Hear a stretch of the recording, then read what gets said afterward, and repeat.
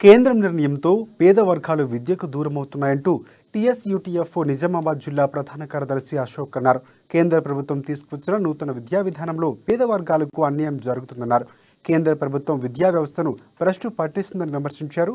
నూతన విద్యా విధానాన్ని వ్యతిరేకిస్తూ టీఎస్యూటీఎఫ్ జీపు జాతర ప్రోగ్రాం చేపట్టిందన్నారు. ఈ జాతర మండల కేంద్రంలోని జిల్లా పరిషత్ ఉన్నత పాఠశాలలో జైనత్వం ఎదుగా సాగింది.